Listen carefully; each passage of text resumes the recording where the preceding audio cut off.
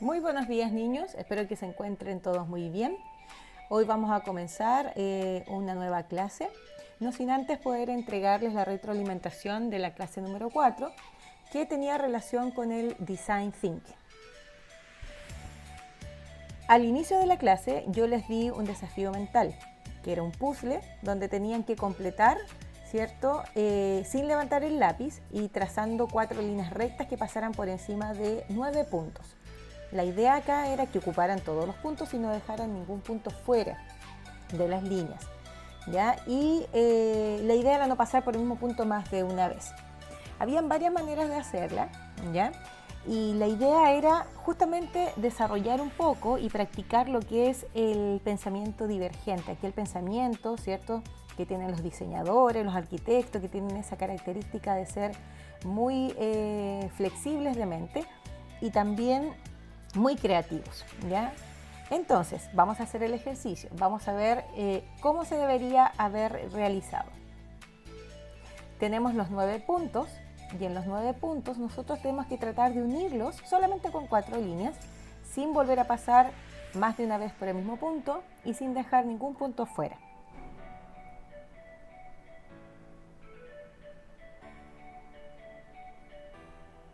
Muy bien.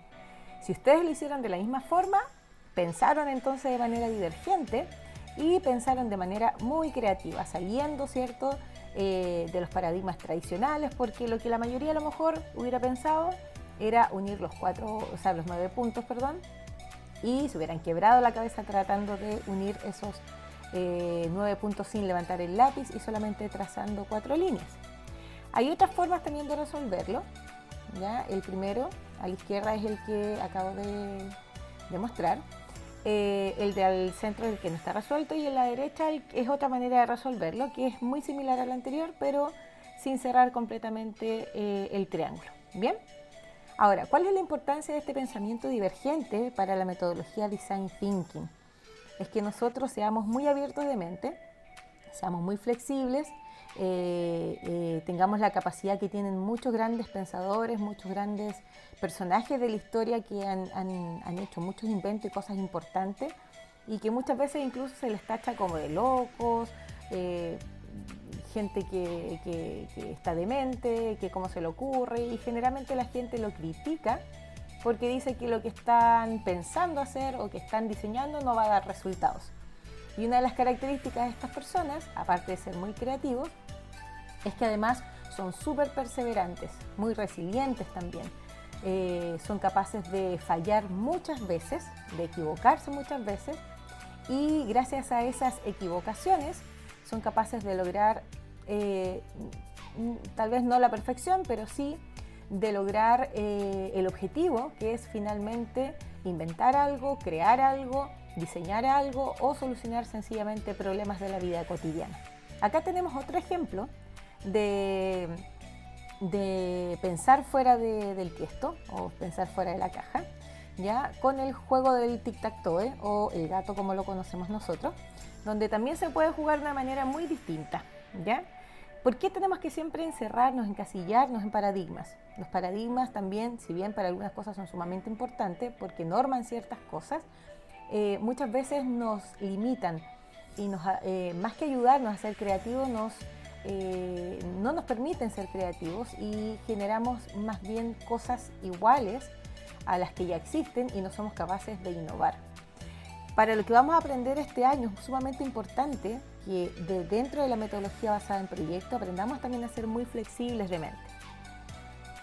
La metodología Design Thinking justamente tiene que ver con este pensamiento divergente, este pensamiento que nos permite ser bastante creativos y pensar fuera del texto.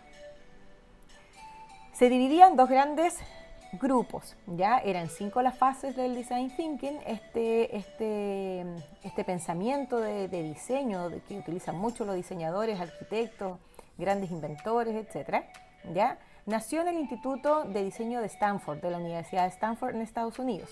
Se divide en 2 grandes categorías o grupos. La primera es la categoría que nos va a servir a nosotros a encontrar el problema.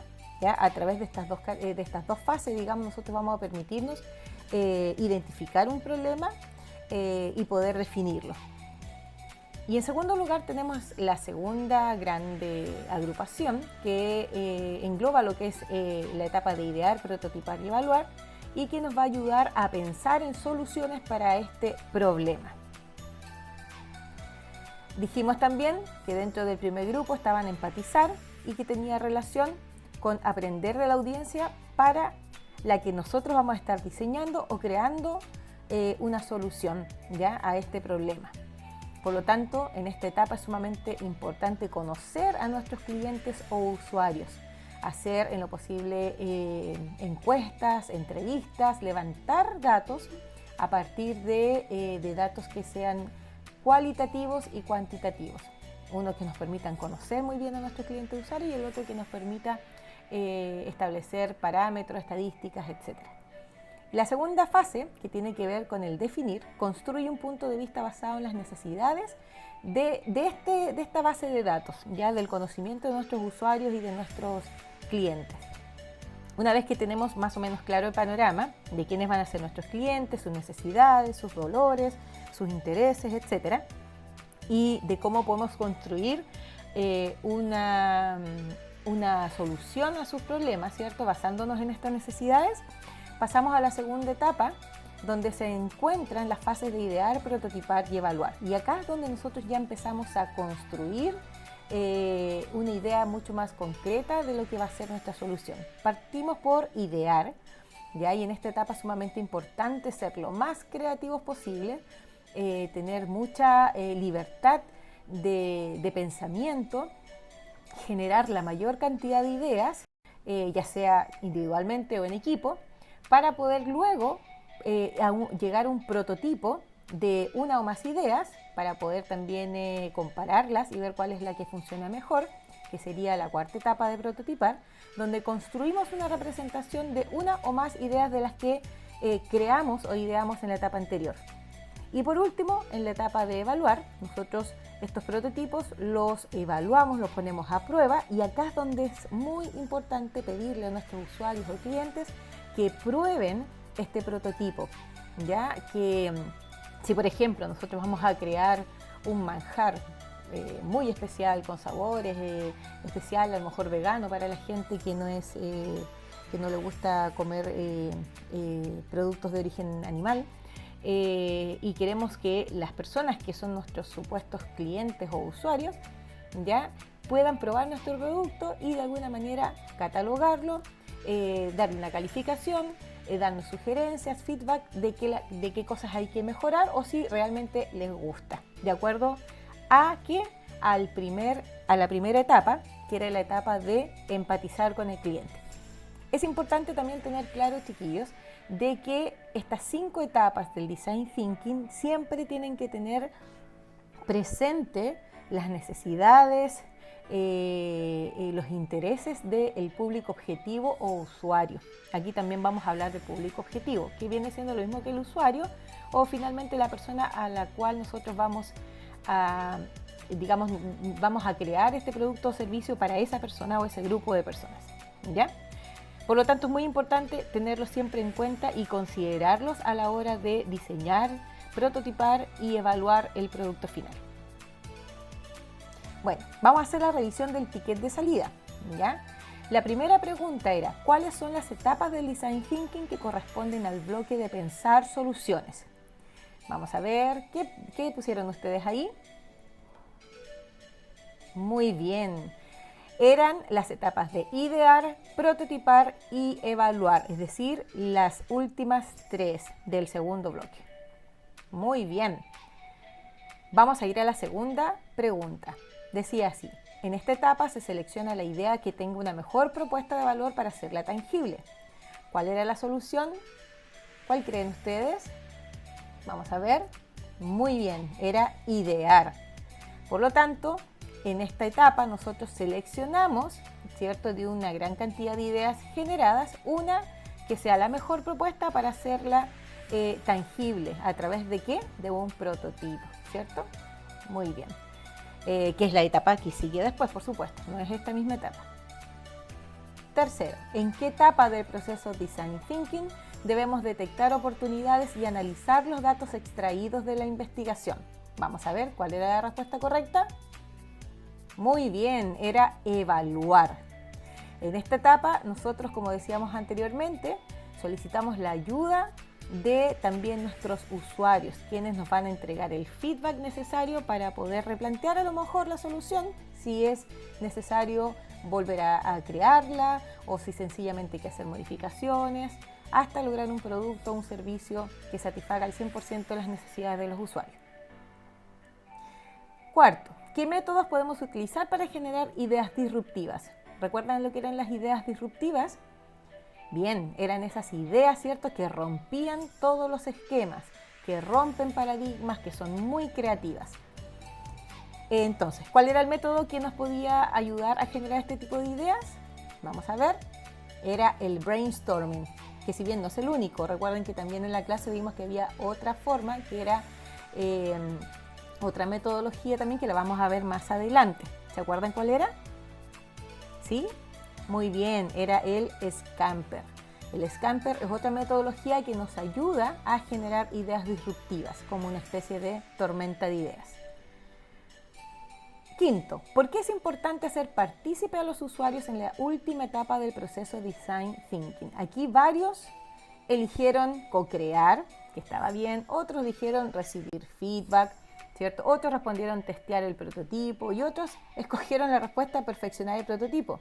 Entonces, si yo me remitía al video, ¿cierto?, al PPT, revisaba bien el PPT y por último revisaba el material que anexé, escrito, ¿cierto?, con todo lo que se planteó en el PPT, podría haberme dado cuenta de que en realidad todas las anteriores eran correctas, ¿cierto?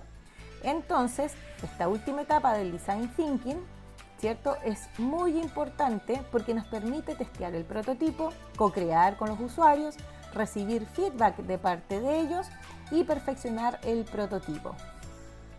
Por último, en la pregunta 6 tenían que relacionar cada afirmación a la etapa del Design Thinking que correspondía. Se extraen los insights que aportarán valor al usuario. ¿A cuál de las 5 etapas correspondía? Muy bien, al definir. Es decir, nosotros definíamos cuáles eran las necesidades e intereses de nuestros usuarios a partir de esta etapa inicial donde nosotros recogíamos información y a partir de eso aportábamos valor a las ideas de los usuarios a través de las ideas que posteriormente íbamos a crear. En la segunda respuesta, esta etapa nos lleva a una iteración de ensayo y error. Se refería a la etapa de evaluar. ¿Qué quería decir la palabra iteración? ¿Ya? Que hay una constante, ¿cierto? Que constantemente nosotros vamos a estar ensayando y equivocándonos. ¿Para qué? Para poder lograr perfeccionar el prototipo. Muy bien. Excelente. Y por último, las últimas 3 preguntas. Se proponen soluciones. Es el momento para ser creativos. ¿Cuál era la respuesta correcta? Idear. Muy bien, acá es donde nosotros utilizamos la metodología de brainstorming o de Scamper. Cuarto, momento de divergencia donde se utilizan metodologías cualitativas de investigación, era la de empatizar, donde nosotros aplicamos encuestas o aplicamos entrevistas a nuestros usuarios para poder detectar sus necesidades e intereses, sus dolores, lo que les gusta, lo que no, etc. Y poder definir un perfil de cliente o usuario. Y por último, en esta etapa se debe experimentar y fallar las veces que sea necesario para mejorar, era la etapa de prototipar. Excelente, chiquillos. Espero que les haya ido muy bien en la revisión del ticket de salida y por supuesto también en las respuestas que ustedes dieron. Es importante que vayan revisando este material, que vayan guardándolo en sus computadoras, los que puedan imprimir la información que se les brinda, tanto PPT como materiales anexos, lo guarden porque esto les va a servir hasta segundo medio. Muy bien, pues chiquillos. Espero que hayan entendido muy bien, que les haya quedado mucho más clara la clase anterior. Y entonces ahora nos vamos a concentrar en la clase del día de hoy.